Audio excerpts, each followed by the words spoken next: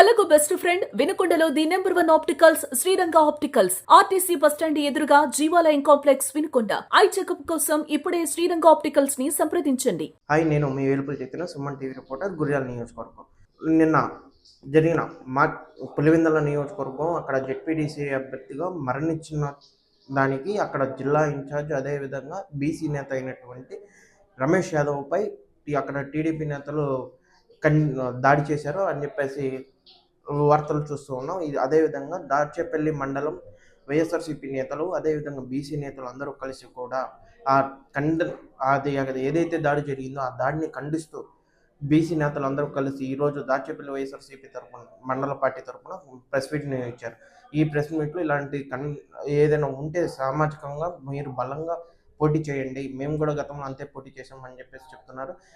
ఇటువంటి దాడులు జరిగితే మేము యాదవులంతా ఒకటైపోయి బీసీ నేతలంతా ఒకటి మిమ్మల్ని రోడ్డుపై వచ్చి ధర్నాలు చేస్తాము. రాష్ట్ర వ్యాప్తంగా ఇటువంటి చర్యలు జరగకుండా మళ్ళీ ఇటువంటి ఖండిస్తూ ఈ బీసీ నేతలంతా ఒకటే ఇటువంటి వ్యాఖ్యలను కానీ ఇటువంటి ఏవి జరగకుండా చూడాలని చెప్పేసి కోరుతున్నాం. పులివెందుల జెడ్పీటీసీ ఎలక్షన్లలో రమేష్ యాదవ్పై జరిగిన దాడిని నేను అనగా అఖిల భారత యాదవ సంఘం గుంటూరు జిల్లా ప్రధాన కార్యదర్శిగా ఈ యొక్క యాదవ జాతి మీద జరిగినటువంటి దాడిని తీవ్రంగా ఖండిస్తున్నాను.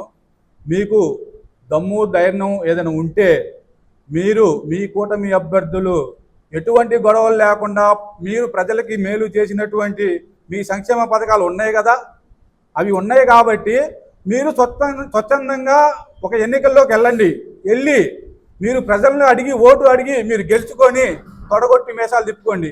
అంతేకాని బోండాలను తీసుకొచ్చి అదిగాక ఒక యాదవ జాతి ఎమ్మెల్సీ అయిన రమేష్ యాదవ్ గారి మీద దాడి చేయడం అనేది మా యొక్క యాదవ జాతి అసలు ఒప్పుకోదు. అలాంటిది ఇలాంటి పరిణామాలు ఇంకా ఏమైనా జరిగితే ఈసారి మాత్రం యాదవులు మొత్తం కలిసి ఏకమయ్యి మీ కూటమి ప్రభుత్వాన్ని మాత్రం కొలదీయడం సత్యం. ఒకటే గుర్తుపెట్టుకోండి, మీరు నిన్న చేసినటువంటి దారుణమైన పని ఒక సామాన్య వ్యక్తి మీద కాదు మీరు చేసింది, ఒక వైఎస్ఆర్సీపీ రాష్ట్ర బీసీసీఎల్ అధ్యక్షుడైనటువంటి ఆర్ రమేష్ యాదవ్ గారు మీరు చేసినటువంటి చర్యని మేము చాలా తీవ్రంగా ఖండిస్తాం. అతను సామాన్య వ్యక్తి కాదు, అతను ఒక ఎమ్మెల్సీ. మీరు అలాంటి వ్యక్తి మీద దానం చేయడం అనేది చాలా తీవ్రంగా ఖండిస్తున్నాం. మీకు దమ్ము ధైర్యం ఉంటే పులివెందుల్లో జెడ్పీటీసీ పోటీ చేశారు, గెలవండి. పోటీ చేయడం అనేది సహజం, నువ్వు గెలవచ్చు, నేను గెలవచ్చు. ఇలాంటి తప్పు పని చాలా తీవ్రంగా ఖండిస్తున్నాం. మీరు గుర్తుపెట్టుకోండి, ఇది చాలా తీవ్రమైన చర్య. పులివెందుల్లో జరుగుతున్నటువంటి జెడ్పీటీసీ బై ఎలక్షన్ నిజంగా 164 సీట్లు గెలిచిన కూటమి ప్రభుత్వం ఒక బై ఎలక్షన్ జరుగుతూ ఉంటే అది ఏదో పెద్ద ఆ ఒక సీట్తోనే గవర్నమెంట్ పడిపోద్ది అన్నట్టు అక్కడ భయభ్రాంతులకు గురి చేసి ఒక బీసీ సోదరుడు, బీసీ నాయకుడు మీద దాడి చేయటం, అది మీకు బీసీ పార్టీ అని చెప్పుకుంటున్నటువంటి తెలుగుదేశం వారి విధానాలు ఇదే విధానాలు మీరు ప్రజల్లోకి తీసుకుదలుచుకెళ్ళారా అని చెప్పేసి మిమ్మల్ని మేము తీవ్రంగా ఆక్షేపిస్తా ఉన్నాం. అదేవిధంగా మేము అధికారంలో ఉన్నప్పుడు కుప్పంలో కూడా మేము గెలిచాము, ఇదే విధమైన రాజకీయం చేసాము. మేము కుప్పంలో ఎంపీపీ గెలిచాము, జెడ్పీటీసీ గెలిచాము. మీరు పోటీ చేయలేదా? ఎవరి మీద చిన్న దాడి జరిగిందా? ఎందుకు మీరు ఆ విధంగా చేస్తూ ఉన్నారు? లేదు, అసలు ఆ బై ఎలక్షన్ ఎందుకు వచ్చింది? ఒక జెడ్పీటీసీ చనిపోయాడు. సహజంగా ఎవరైనా ఒక జెడ్పీటీసీ కావచ్చు, ఎవరైనా ఒక ప్రజాప్రతినిధి చనిపోతే ఆ కుటుంబ సభ్యులను సానుభూతి కోసం అన్న చెప్పేసి మిగతా పార్టీలు పోటీ చేయవు. అలాంటి మంచి సంస్కృతిని కూడా మీరు పాటించలేకపోతా ఉన్నారు. ఇది మరి మీ విధానమా?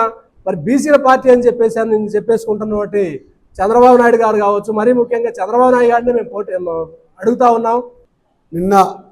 మొన్న పులివెందుల్లో జరిగిన దాడుల్ని తీవ్రంగా వైఎస్ఆర్ పార్టీ తరఫు నుంచి మేమందరం ఖండిస్తున్నాం.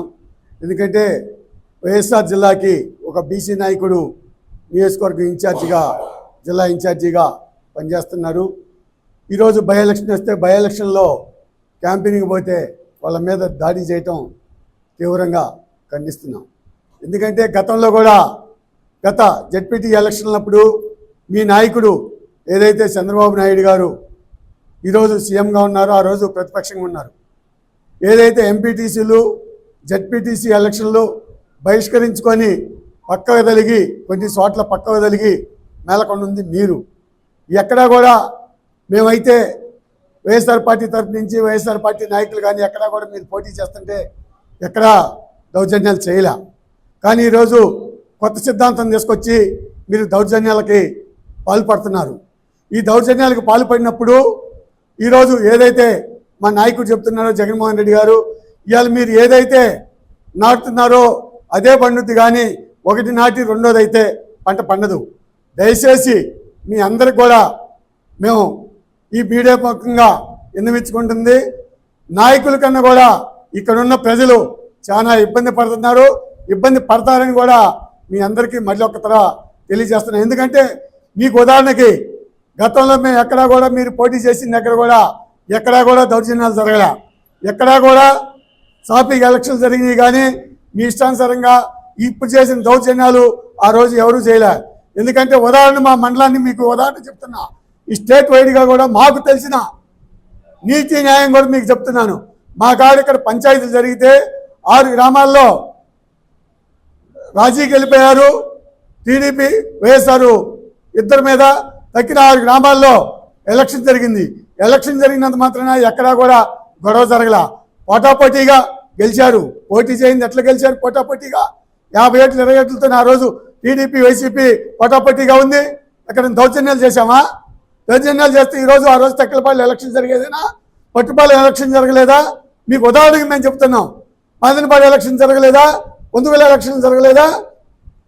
ఈ రకంగా జిల్లా వ్యాప్తంగా కూడా ఎక్కడైతే పోటీ చేస్తున్నారో పోటీ చేసిన కాడ సాఫీగా జరిగిపోయినాయి రాష్ట్రంలో కూడా మొత్తం కూడా. ఈరోజు ఎందుకు జరగనివ్వట్లేదు? ఈరోజు మీకు ఎందుకు భయం? పోటీ చేయొచ్చు కదా.